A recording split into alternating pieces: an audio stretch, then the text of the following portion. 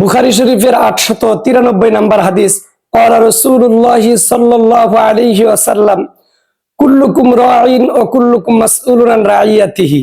রাসূল আকরাম সাল্লাল্লাহু আলাইহি ওয়াসাল্লাম বলেছেন, তোমরা প্রত্যেকেই দায়িত্বশীল, আর তোমাদের প্রত্যেককেই কিয়ামতের দিন তার দায়িত্ব সম্পর্কে জিজ্ঞেস করা হবে।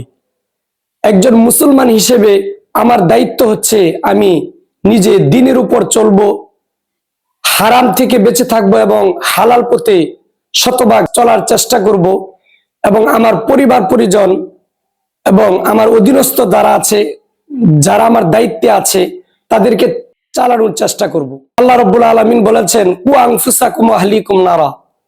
হে মুমিনগণ, তোমরা নিজেরা জাহান্নামের আগুন থেকে বাঁচো এবং তোমার পরিবার পরিজনকে জাহান্নামের আগুন থেকে বাঁচাও।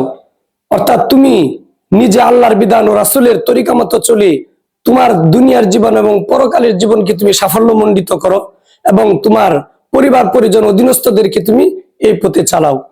তাই আমরা নিজেরা ধর্মীয় প্রাথমিক জ্ঞান অর্জন করব এবং আমাদের ছেলে মেয়ে অধীনস্থদেরকে ধর্মীয় প্রাথমিক জ্ঞান শিক্ষা দিব, এবং আমরা নিজে দ্বীনের উপর চলবো, আমার অধীনস্থকে দ্বীনের উপর চালানোর চেষ্টা করব।